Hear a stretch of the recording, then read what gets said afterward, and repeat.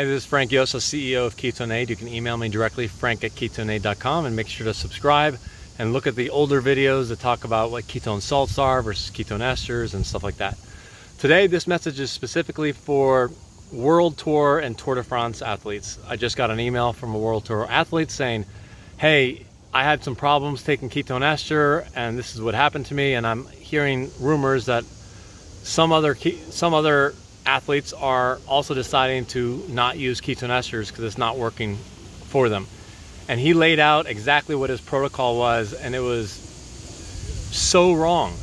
So I'm making this video for Tour de France athletes that might be using it incorrectly and they're scared to use it. I just did a video on placebo effect and not to use it on race day, so I'm still standing by that. You might want to watch that video as well. But what happened was he was taking way too much. People are reading the scientific papers and they're trying to copy some of the elements of the papers, but not all of the elements of the paper, and it throws it off completely. And they just think that if ketone ester works at this quantity, therefore twice as much must work better. And he was taking a full bottle of ketone ester an hour and a half before his race, and then a full bottle an hour and a half after. I mean, that's just I don't know where he got that protocol from. It wasn't from us. It was probably from our competitor. Way too much, way too much. And also an hour and a half before the race. I mean, just imagine if you sucked on 4 gel packets an hour and a half before your race as you're just, sitting around, or maybe you're warming up a little bit. You don't want that excess energy. So for glucose, you'll just get a glucose spike and a glucose crash. Now with ketones, it's not an insulin. We think it might be an insulin-like response where there's just excess energy and then your body just crashes. But this person said that they felt lethargic, they felt sleepy, they felt flat, and that's all signs of low blood sugar and just taking just too much. So you've got to take less, but you really don't want to be taking it on game day. You really want to be taking it a week or two before, so there is a loading. We think that there's a loading period benefit because your body, it's a new fuel source that your body's not used to using. So there is a lot of benefit taking it for a while, but you can take much, much less.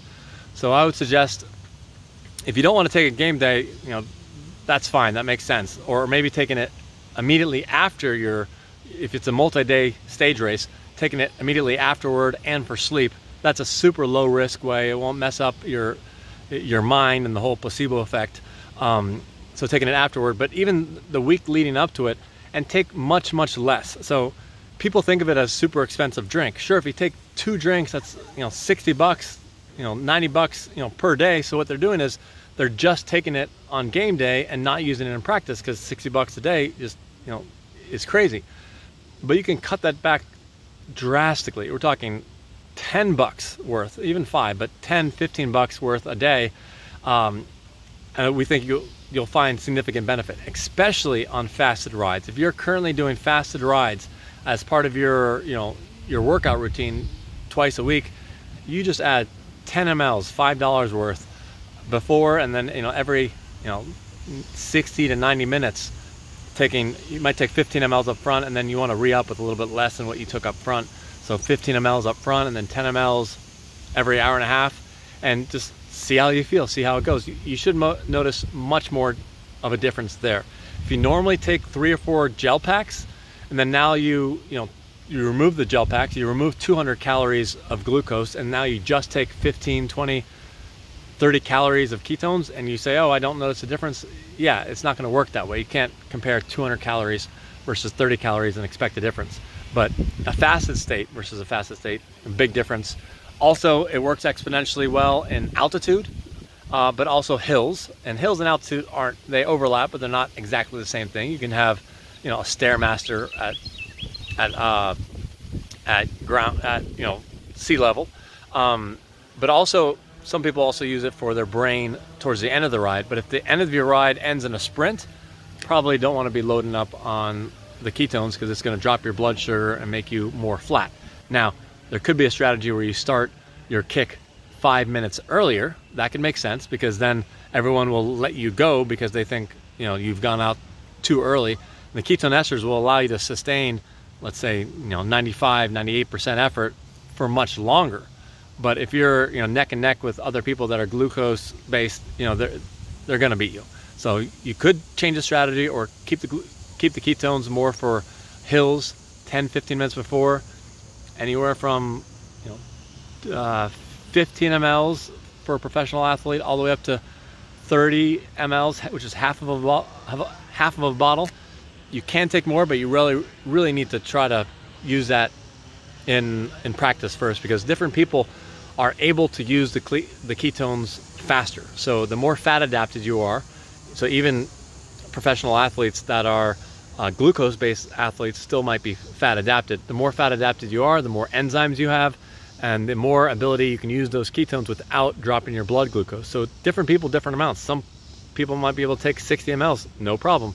Somebody else takes 60 mLs, tanks their blood sugar, and it makes their performance seriously worse. You do not want to take this on game day for the first time. You can take it, post-ride. Also, sleep is a great way to take it. I mean, the clinical trial that was done during a Tour de France simulation, they took an entire bottle before bed. That seems wildly way too much, but maybe after 8 hours of riding, you're so zonked that maybe you can take that much. But I would suggest, the 2 to 3 weeks leading up to it, taking 5 mLs, 10 mLs. If you're worried about it, take even less. Take half of that, because you don't want to be worried, because the worrying will mess up your sleep. So take much less, expect nothing, slowly increase it. And what you're looking for, if you take too much, and I've done this before, I'm like, I want to get a really good sleep, so I'm going to take more. And sure enough, it wrecked my sleep. It gave me a second wind, and it made me have more shallow sleep. But the goal is, if you have an Oura ring like this, that you can track your deep sleep, and people have been able to report 30 minutes more deep sleep. That's where all the recovery comes from. Makes it easier to wake up in the morning. So taking 5 or 10 mLs, it's also a great way to get it into your system. Perhaps that builds the enzymes to allow you to break down and use the fuel more. And that's pretty much it. Everyone's just taking it wrong. They're just taking way too much. So take much less, or don't take it at all on game day. And you can slow release it into your water bottle. You can do that. It just tastes not so great. We have a new drink called KU1, which is half ketone ester, half ketone salt. You have to watch the video, explaining the difference there.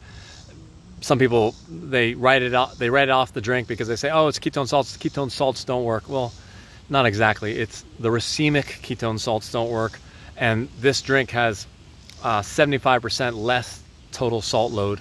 So you can't make the conclusion that the ketone salts don't work because of those other racemic salts. They're just a drastically different product. And we do have Tour de France, one team at least, that did order a significant amount of KU1. Now it weighs 6 times more, so it weighs more, it's harder to ship, but it tastes much better. So if taste is an issue, you can slow drip that into your water bottle. It's much more diluted. Yeah, so make sure to subscribe, add comments. We also have a Facebook group. Go to ketoneaid.com. You can order there. And we are starting to do international orders for over $500. Otherwise, we recommend going over to thefeed.com. They do great shipment for smaller quantities, and you can add other products in there that you might already need and bundle them all up and send them overseas to Europe, whatnot. Also, jet lag. If you have jet lag issues with flying, people have used the ketone ester and taken like 5 or 10 mLs before the flight, and then 5 mLs every couple hours, and skipping all meal consumption, and then they can go 12 hours, 18 hours, arrive at the other end, take another 10 mLs when you arrive, and it has significantly helped people's jet lag. Dr. Mercola thinks that it should be sold only as a jet lag airline a drink for when you're flying, but that's a whole other subject. So thanks a lot. Hit the thumbs up so YouTube thinks that this is relevant, and leave a comment. And we got dozens of other videos of what it does with caffeine. It'll interact with caffeine. It'll make you more jittery, so you got to watch out for the caffeine load. And email me directly if you have any questions, frank@ketoneaid.com. Thanks.